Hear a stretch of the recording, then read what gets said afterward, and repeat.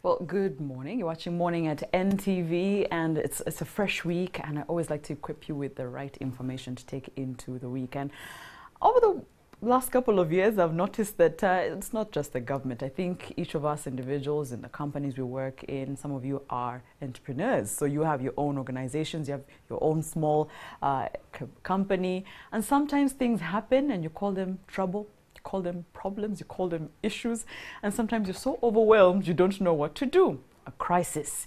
It could be small, it could be big, and if you do not actually manage it, it could be the downfall. Something so simple, and we're in a digital era, a tweet can end a company that's worked for 20 plus years.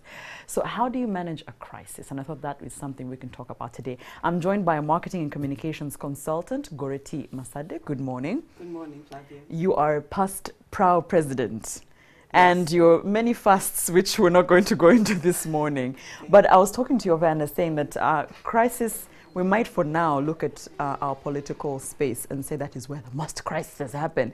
But, True. you know, even the smallest of organizations of just two people is having issues. Yes. So this is a conversation that can benefit anyone and everyone. But let's start from the top and say what a crisis is. That someone who's even in the family setting can go, okay, so that's what they mean. Yes, absolutely. I mean, it's also really, even at the individual level, you find people saying, I'm in a crisis. Yes. And to understand what a crisis is normally anything or any situation that's likely to negatively affect an organization's profitability or an individual's, well, profitability, if I may say so, their reputation, and then also their ability to operate. Yeah. So, for instance, if you go down to a personal level, you might find that somebody is down on a crisis and they just can't operate. Yes. Which means they can't go on to the next day. But now taking it back to a company, that has, of course, gross implications. Yes. Yeah, that's what a crisis really is. Yeah, some are partners, some you know you're answerable to about 5 other layers of people. Yes, of course. And so it can go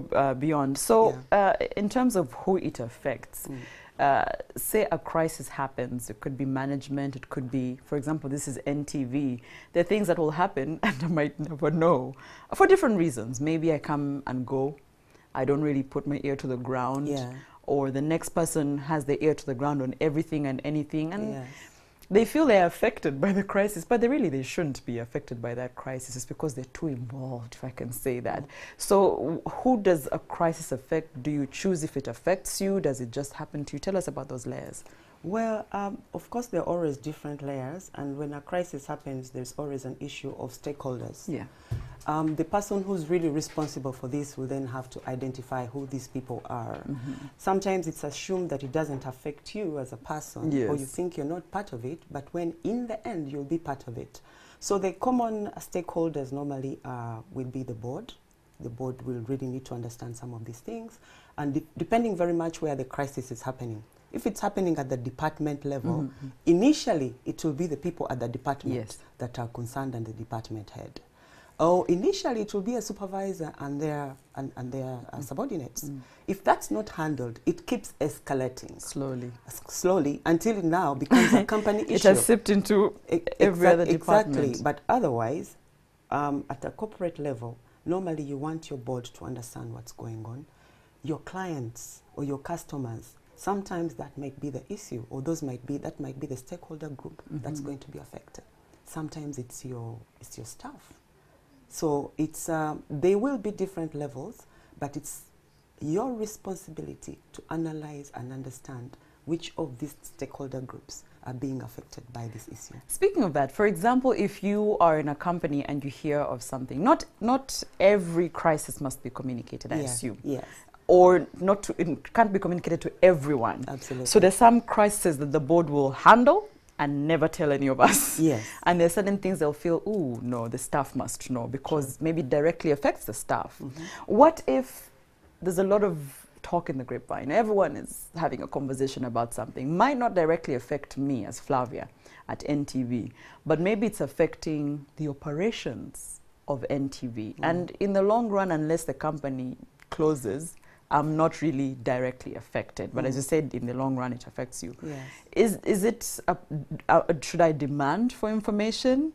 Should I be in the know, even if it doesn't directly, at the time, affect me? Flavia, that's a very interesting thing. The moment you start to discuss an issue, there is a problem. Okay. It may not affect you directly, but you're directly involved in the problem. Yes. So, and that's exactly what it is to manage issues. At that point, it's an issue before it becomes a crisis. It's imperative that organizations understand and listen to the grapevine, because that's where the problems come from. So when you look at the HR department of this day, should actually be very active with that. All supervisors. Kill the grapevine immediately. Address it. I won't say kill it, because killing something may not actually solve it. Yeah. So it's important that we all have our ears on the ground and take responsibility. If I hear there is a challenge somewhere and I know that it's likely to cause a problem, then ideally I should be communicating it to the next level. Unfortunately, not all of us in the organizations have got the antennas. Somewhat, it is the PR people, the public relations department, that will have that antenna. So indeed, it's important for for us, people who are in charge of corporate communications or the PR, to then train everybody that your problem in your corner is a company problem. So that it doesn't have to fast, and by the time it gets to them, it's already late. It's an issue to be sorted. It's almost a crisis. That's true. So everybody ought to be able to identify, because actually there is a total process. Initially you are you're scanning, continually scanning. That is why they tell you normally these days, you know, to have your analytics, to understand who is talking about me where. And what are they saying? And what are they saying? That's the scanning. So we should not think that we should get out of our organizations and go find out what people are saying about us outside. Start from within. What are they saying about us internally? And if they're saying something, what is the root cause of that something? If you have disgruntled staff saying all sorts of things. And they'll have the first mover advantage. There is that too, that in situations like that, whoever comes out to speak first is likely to be believed. That's true. But then if somebody is disgruntled, they might be disgruntled for a good reason or for no reason at all. So how about you actually get to understand whether reason or no reason at all? And in many cases, whether there is a reason or not, diplomacy in certain ways applies. Tell me about, you said sort of like a first responder. If there's a crisis, and let's say, because we've seen it in politics especially, the president will be quiet about something, but people around him will say something because maybe they feel the pressure, you know, timing. Let's just say something to avert the issue now. And then eventually, I think after he's looked through a lot, comes up with something. In most cases, it's quite different from what they're saying. It happens to our own companies as well. Maybe NTV will take a while to, you know, reply on an issue people are talking about, and I'll feel, I'm an NTV anchor, let me say something. And that might not help. So in terms of responding first or helping a situation, is it always, in a crisis, is it always more advised to wait it out, even if my company may never respond? Or should I just take initiative and communicate? Please don't take initiative. Don't take initiative. There is what they call an issue management team, and there's what they call a crisis management team. Having said that, all crises have stages. It starts off an early thing, the grapevine. Something, it's early. Then before you know it, it becomes an emerging issue. So as more people get to know about it, as they feel it's something worth talking about, it's emerging. Then before you know it, it's a current issue. So at that point, it's current. When it's current is when we need to now start, not when we need to start. You should have started addressing it from the beginning. The moment it emerges, you have to start talking about it or addressing it, and you get your teams in order to see how do we deal with that. And sometimes there are some specific crises that company anticipate way before. Like an oil company will know at some point this pipeline might burst. What should I do? But then these little things are disgruntled stuff and what that come up. So at that point, you now start to address. Having said that, the kind of situation you're talking about politically, I'm not a politician, but normally that's a current issue. Now, how prepared are the people responsible, in this case the president or whoever, how prepared are they in understanding this whole entire situation? I am sure that they've talked about probably in our case, a military crisis would be very well. He would know exactly how to deal with that. Deal with it, that's exactly, true. and possibly nobody else would know how to deal with better than him. Yeah. But then for all the other elements, unfortunately, everything is so dynamic. But for a person to waiting is never a good thing. Waiting is never a good thing. But when I say waiting is never a good thing, so waiting out a crisis is also not. Yeah, because I say thing. so. It will be current. From when it becomes a current issue, the next stage it's going to be is a crisis. And now, after the crisis, it can become dormant. But unfortunately, you've heard of the saying, when people say, whatever comes up goes down, or nebi bimbabika in Uganda. Yes. By the time they've been bad, let me use the word, you're scalded. So you can wait it out, but it could scald you. Yeah. But sometimes you might weigh the options and say, for our profitability, for our cloud, for our system, let me say something. Let me wait it out. Okay, let me wait it out. But more often than not, there are ways to address it before it becomes a total crisis. And when it becomes a crisis, there's usually an hour rule or a day rule or whatever. There is something that's going to happen at every moment. In 30 minutes, in an hour, in 3 hours, in a day.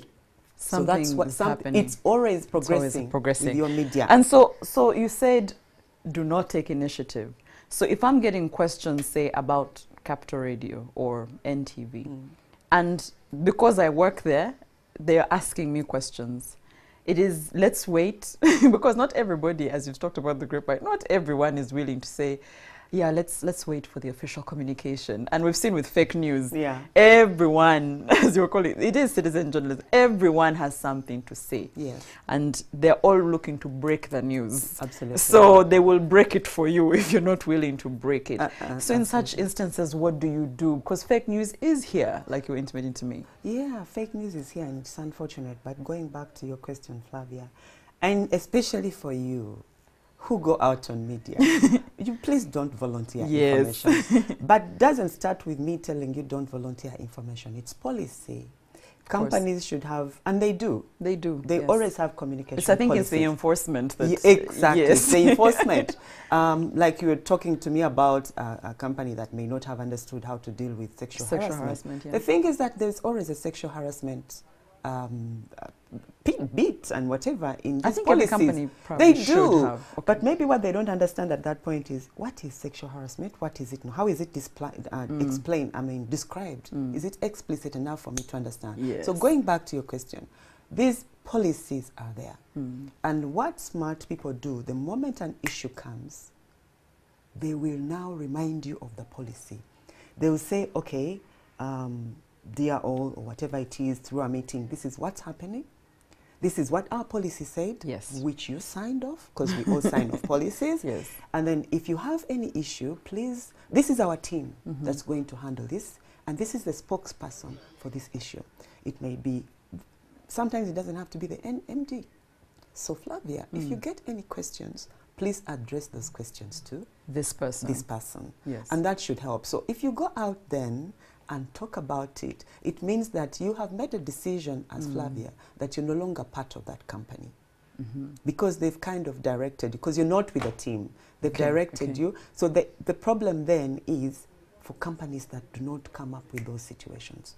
Or that one person that I should, The one person, the team, the response, because that's the initial response, is to guide people. People feel responsible for their companies. Yes. If somebody is talking bad about NTV, I want to defend it. Yeah. But how do I defend it? Because I might make it worse. Exactly. Especially now. You might make it worse. You might make it worse. Because you may not even know where it's come from. Yes. You're far removed from the situation. It started off maybe in the boardroom. And then which you are not part of. Yes. So you don't know whether what you say is correct or not. Or wrong. Yeah. You've talked about a team, which I've heard you in most of these enforce, that you must have a team, whether it's to manage, of course, as you said, from an issue to wherever it will end up. Yeah. Apart from a team, when you're planning for a crisis, because you said that's also needed, you should plan for some things that you might know, and then also how you can tell us about how you can plan for things you might not know, if that's even possible. That's very possible, of course. For the things that you know, it's very easy. You know that when this happens, this is what is likely to happen, and therefore this team is supposed to handle it. So you first of all talked about a team.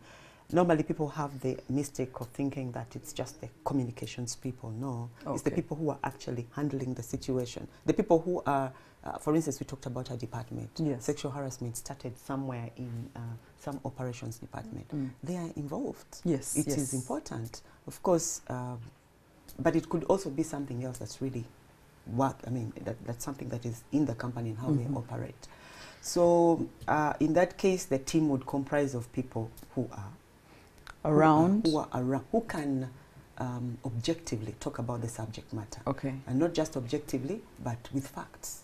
Because then they can help you to address what the issue is. Yes. In terms of a team. Now, in terms of things that we never anticipate, that we don't know, again, it's just having a culture. So in that case, the culture could be that when an issue comes, let's assemble the people who are involved. Let's now identify a team that can handle it. Let's define who the stakeholders are. It might be the staff of the department. Yes. They're sick and tired of this head of department and things like that. Yeah. So once you've got a framework in place, you then now get to work on it. But there are also sometimes when we may not be we might plan very well, and then all of a sudden something slips. I read somewhere an example, South America or somewhere like that. They got very big power outages, and they actually told people what to do. They went out and said, please do not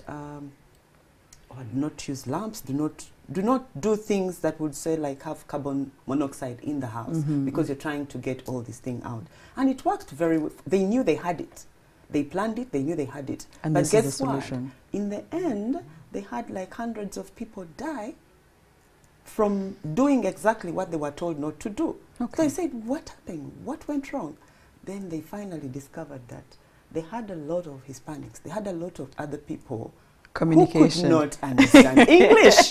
So they communicated fine. The small things. The small things. But here you are. You've handled a crisis so well. You don't know, we've communicated. This is what we've done. Oh, we are fine. Yes. And then the very thing you were trying to avert comes up. That's actually very key, because when you say communication, do you know you can put something on the notice board for a company? Yeah. A crisis is happening. This is how we're going to deal with it. And my comprehension of English is different from Goretti's comprehension of English. Yeah. And I look at certain words in that, and I go like, I don't know what they mean by that. Maybe it's, maybe I can read and write English, but you understand, my understanding is quite different. Not that I need every company to break it down in all the languages that, everyone speaks, but is there that need to, know your people and know how to break it down to them? Absolutely. The moment you know that these are the different stakeholder groups we are communicating to. Now, if you go back into a bit of marketing, every time you're doing an advert or every time you're sending out a message, there is what we call concept testing. So you test it with these people. I do that quite a bit. So if I have a message and I'll say, okay, guys, this is what we are going to send out. What do you think about this? And somebody will say, oh, no, it doesn't address this. So you try and do it in such a manner that it will address the situation, especially a voice from the different stakeholder groups. But that too might pass. Because maybe they are too close to it and they understand it. For instance, your team might understand it.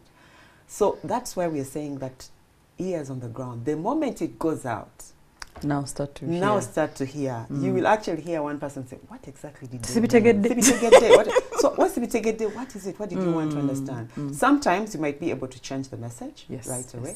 Sometimes it might be that you just have to address that very person. Right. But otherwise, it's important in crisis to listen. I've seen that especially with companies that deal with mass groups of staff who work in, for example, plants, where they have to work on some machinery, operate some machinery. I think no other company, those always have standards, and I think the standards are always pinned in bold in different places. In this plant. But you find there's always accidents and there's always complaints and there's always I'm not dressed up the way I should be dressed up, for this environment. But no one has gone as far as saying, why don't I have maybe a mouthpiece or an earmuff or something? Yet it says it right there, but I don't know if it's a gap with communication. And then until it, as you said, escalates, is when now the company is apparently dealing with a crisis and the people are also complaining. So even in communication, that enforcement, for example, when it comes to standards, because standards create an issue and a crisis in companies. When the company doesn't adhere for the staff and the staff maybe don't understand, so they've not fought for their rights. In that communication, enforcement on both ends, is it necessary for me to hold you accountable and for you to actually enforce what your guidelines supposedly say? Absolutely. Yeah, I mean, policies are there for a good reason, and all these guidelines are there for a good reason. And every time we enforce them, I mean, you achieve exactly what you intended to achieve. Every time we don't enforce them, you don't achieve. And we've had situations, we've had things said about our country, but that's a story for another day. It is very important that you as a supervisor, we have to realize and remember that the big paychecks include things like that. You know, a lot of the times we are so task-oriented and we forget the people around. And I think I'm guilty of that too. You just look for the business, that whatever, you forget, and you forget this. But these are the things that actually create crisis for you as an individual and for, as a supervisor and for the company. So you must hold people accountable. Luckily, I've worked in a brewery as a brewer, and so I know the process. You must be a certain way, walk a certain way in certain areas. But as a supervisor, the good thing about it is that people know that they should be doing this. So once they are at risk or something happens, one would know. But the problem comes if you put up guidelines, but you don't facilitate.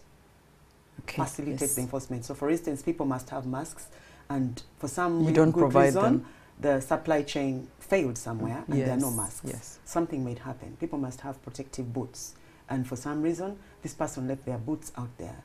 When somebody leaves their boots, you as a supervisor, do you say, go back, get them, but meanwhile there's a station that stops, or do you say, should we continue? And then, exactly. and today, that day, you're going to be rated upon what you produce. So your station stops. So there are those things that you have to deal with, and sometimes it can stop in a very important moment like the World Cup and there is beer to flow. But that aside, then also there's also the issue of anticipating that and saying maybe there are spare boats somewhere. Just in case. Just in case. That's part of crisis management. Exactly. As the winding up, we're in a digital era. Maybe the value of this space for crisis management in the modern world, times have changed. We no longer wait for communication in the newspaper the next day over something that happened today. Should we be harnessing? Is it an advantage, or for some reason poses a disadvantage in crisis management? You know, when you have, it's both. Actually, I read somewhere that crisis in Chinese has two aspects. Crisis where you have a problem, and then another that has opportunity. So it's both things. It is both, because if you have a person that has got an issue that's not being worked on and whatever, then they can quickly talk about it. Or in real time. And what's happening right now, the challenge, and it includes all your fake news and everything, is now the challenge is believability. Who do you believe? What do you believe? What don't you believe? So now, more important than ever, companies, organizations, us individuals need to relate very well with our stakeholders.